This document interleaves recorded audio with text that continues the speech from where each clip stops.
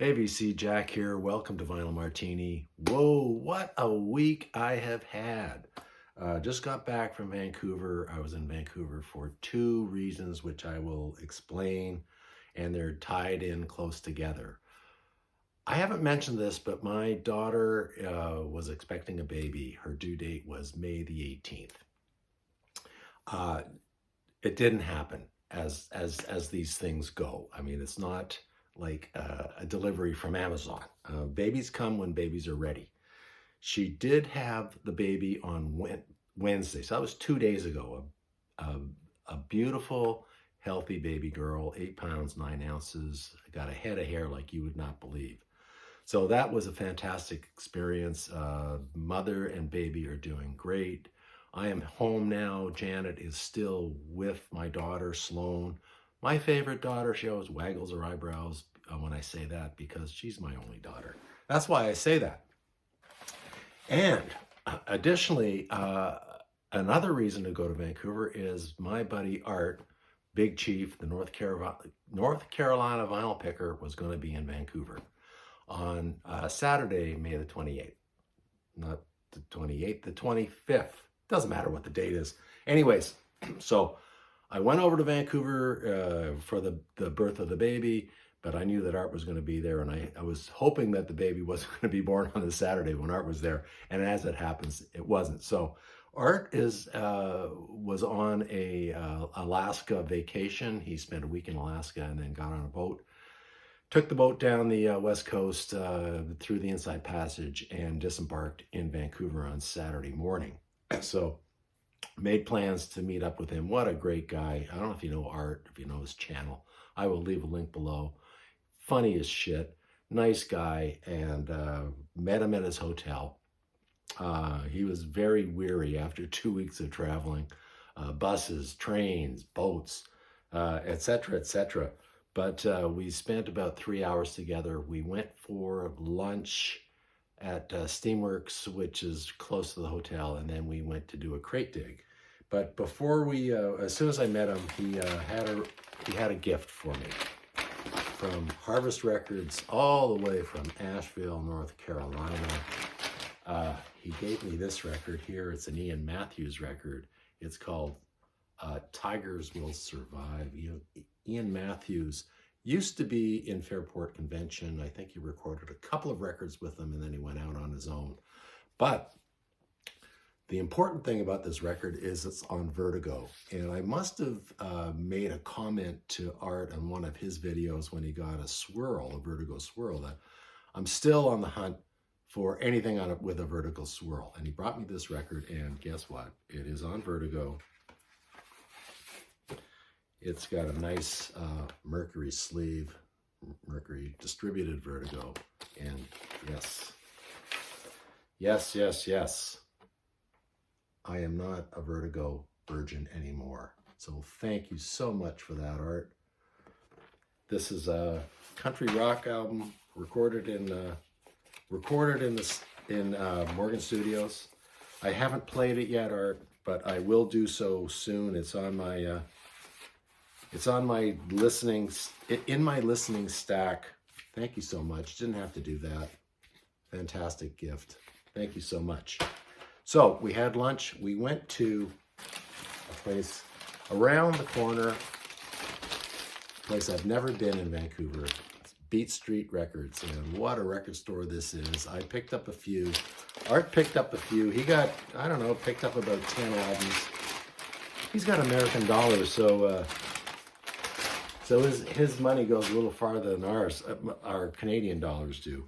I know that he was really happy with his stack of records. He showed them in his last video, so go check out Art's last video if you want to see what he got. But I will show you what I picked up at Beat Street Records. I'll just turn this around here. I am a Charlie Daniels fan, and this is Charlie Daniels' first or second record. It's released on Kama Sutra. This was re-released on, his other label, which says, I'll get back to that when I show the record, but it's on Kama Sutra. The Buddha sleeve.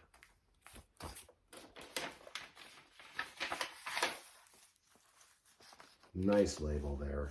You don't see this very often. This is a U.S. press.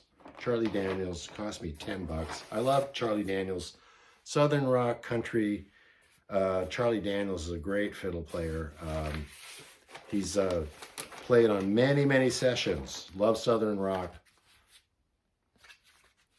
Let me show you the inside here. Gatefold sleeve. Like I said, this was released on the label that picked him up after Kama Sutra, which was Capitol, I think. So it is a Capitol release. This record, I'm getting all mixed up here. I'm so excited showing you these records. This is just called Charlie Daniels. Great map of Tennessee on the cover there. Great shot of Charlie. And like I said, it's on Capitol Records. This previous record I showed you was re-released on Capitol Records. And is available. This is a cutout. They had quite a few Charlie Daniels records, so I was going to pick up all the Charlie Daniels records they had in the store, but I did hold off because some of them I thought, well, I'm going to run across the more popular ones somewhere else. But I did buy another one. This is called Uneasy Rider. It's on Epic Records. So he went from Kama Sutra to Capitol and then on to Epic. This is a demo. Got the little gold stamp there. Love Charlie Daniels. I love Southern rock. Love country rock. So glad to pick up and beef up my Charlie Daniels collection. Next up, the only record that I don't have by this band was their first and maybe their most popular record. This is Procol Harum's first release. This one is titled A Whiter Shade of Pale. When it was initially released in the UK and North America, I think it was just called Procol Harum. I don't think even Whiter Shade of Pale was included on the UK release because Whiter Shade of Pale was a single. I don't know if I have that correct or not. This is electronically reprocessed for stereo. It says it's on A&M, but actually it is a Columbia House release, so it's a record club release. I've been meaning to pick this up for years. Every time I find a copy, it is beat up to crap. It's overpriced, so I'm always holding off. This one cost me 15 bucks, which I thought was a pretty good price for that. And at least it's got the original A&M gold label. Love that label and love that version of that label. So again, the only Procol Harum album I didn't have, so now I've got the complete discography, not including their live sets, etc., etc. But this has got the classic lineup of Gary Brooker on piano, Matthew Fisher on Hammond organ, Robin Trower lead guitar, David Knight's bass guitar, and B.J. Wilson on percussion. I've got 3 Gary Brooker solo records. I've got 3 Matthew Fisher solo records, and I've got countless Robin Trower records. I must have 15 Robin Trower records. Love these guys. So happy to finally get that in my collection. Fantastic. I've talked about this guy before. Barry White, 1970 release called Stone Gone. This is, I think, was his first really, really big album. Disco album, of course, but disco, everybody thinks disco started at Saturday Night Fever. Disco was really underground and really big in New York and LA, and this is a fantastic record. I love Barry White. His arrangements, it's so complex. Great singer. The musicianship on this record is second to none. So guilty pleasure maybe, but highly recommended. Barry White from 1973. I am a big Esther Phillips fan. Now, Esther Phillips started her career with Johnny Otis at 13. She used to be called Little Esther because the other backup singer in the band was Big Mama Thornton. So they differentiated her. She had a really, really rough life.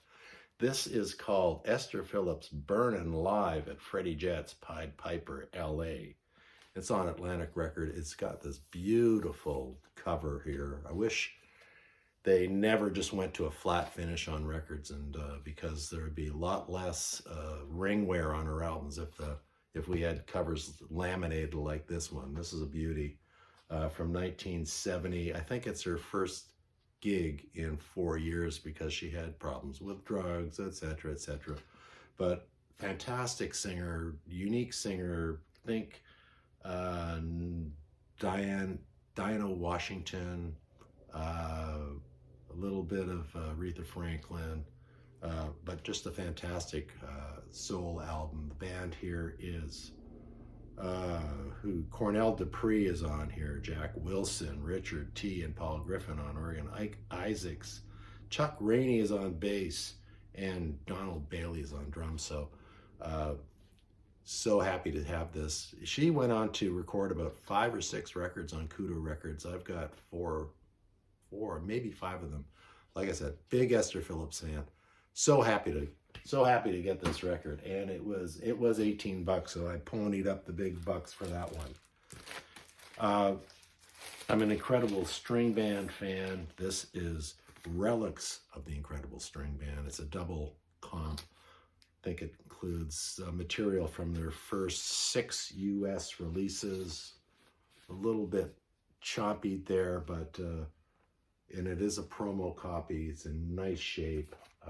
The Incredible String Band. So that is what I got at Beat Street Records. Anyways, I got Art back to the hotel. He was pretty exhausted. Got him back. His wife was, I met his wife briefly. She was exhausted. She was in the hotel room, resting, watching NASCAR. Art, what a pleasure to meet you. You're such a great guy. Next time, North Carolina, buddy, I'm going to be there. And you're going to show me around Hickory and all those little places. So I'm looking forward to that. It's one of my dreams. So while we were waiting for the baby to be born, I think on Monday, I went to my favorite record store in Port Coquitlam, which is about 35 minutes drive from my daughter's house. And they were closed. They didn't have an announcement on their website or anything like that. It was just, I think they're doing a long weekend. It's the West Coast, people do that. So I was in the car thinking, what do I do now? I'm all the way out here. I was looking for another record store. So I found a record store in New Westminster, which was pretty close. I know New West because I started my college career there. And there is a record store called, I don't have the name, but I'll tell you about the store. The store is pretty unique. It claims to be the best smelling record store in the world.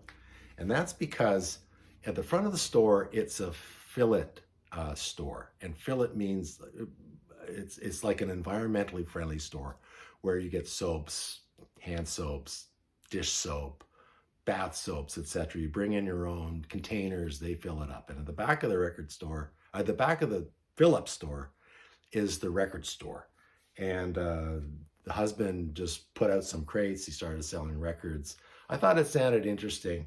And I actually found 4 records. So the first record I found is Tony Banks' record. Tony Banks being the keyboard players from Genesis. This is his first solo record called A Curious Feeling, 1979. I don't think I've ever seen it in the bins before, so I just thought I'd get it. Good price. It's $10. $10 is the new $5 now. What to think? I don't know. I'd rather get a record for $5 myself, but what can you do? Aztec Camera. A friend of mine is a big Aztec Camera fan. He's been telling me about them for years. I don't have any of their records. This is their second release from 1984. It's on Sire Records. There's Scottish new wave band, post-punk band. Their first record is supposed to be phenomenal. This one did not do so well, but I think as people are doing a retrospective on their careers, this one is getting a lot more recognition and some more likes. So Aztec Camera of 1974. Yep, got the sleeve. Great condition. There you go. And a year ago, I was in Spain and I picked up a couple of Steve Harley and Cockney Rebel albums, and I have been on a tear with these guys lately. This is Steve Harley and Cockney Rebel. This is their last release as that incarnation. Steve Harley went on to a solo career, and of course Steve just passed away this year. And this is called Love's a Prima Donna. So filling up my Steve Harley and Cockney Rebel collection. I've got about maybe 4 or 5 of them.